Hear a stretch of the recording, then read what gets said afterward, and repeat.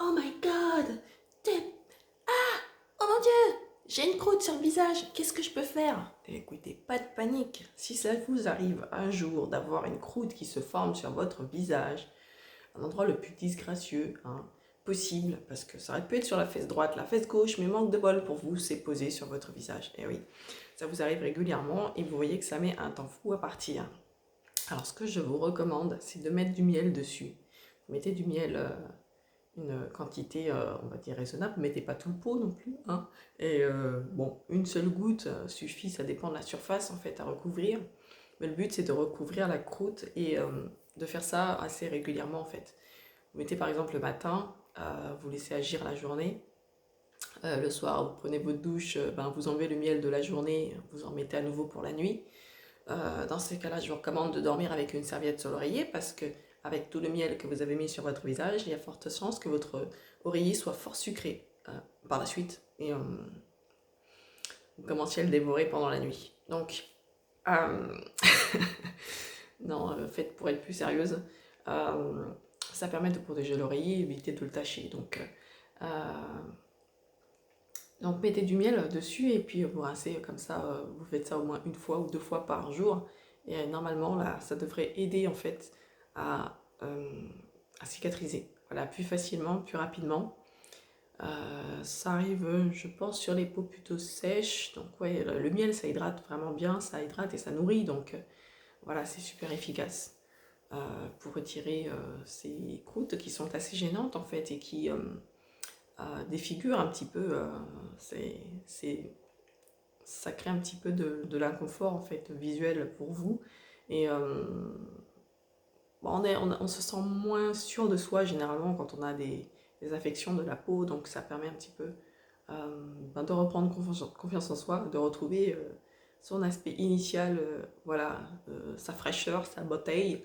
Je suis pas franchement à la base trop pour les conseils beauté, mais je me suis dit c'est un conseil beauté santé en même temps, parce que c'est vrai on pourrait avoir envie de mettre euh, un produit chimique dessus.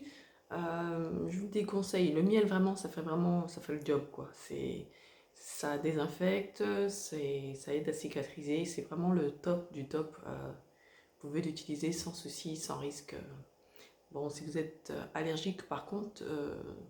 Ça dépend si vous êtes allergique aux produits des abeilles. Bon, je ne sais pas au niveau de la peau si ça a un effet quelconque. Je ne suis pas médecin, je ne suis pas dermatologue, mais si vous n'avez pas d'allergie connue, en tout cas à ce produit-là, au miel, au produit de la ruche, que ce soit la propolis ou autre, c'est quelque chose que je vous recommande chaudement, même parce que je l'ai testé plusieurs fois sur moi et ça a été très efficace.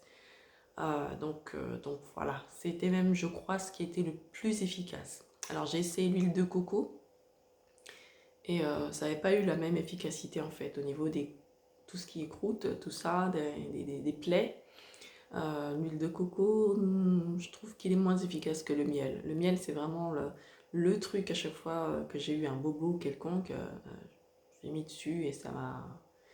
Voilà, une semaine plus tard, il y avait déjà 10 fois moins comment dirais-je, l'aspect avait vraiment beaucoup changé et limite la peau revient beaucoup plus vite. Voilà, je dirais pas que c'est le remède miracle, mais c'est vraiment très très très efficace.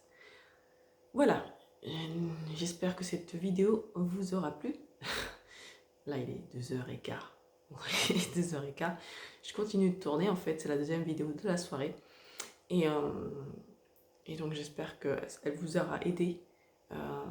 J'espère que elle solutionnera ce petit souci, ce désagrément qui peut arriver, surtout en hiver, quand il fait froid.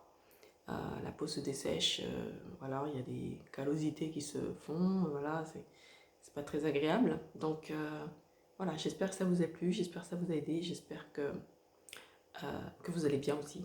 Et donc n'hésitez pas à commenter, partager, liker si cette vidéo vous a plu, et on se retrouve dans une prochaine épisode avec toujours plus d'astuces et, euh,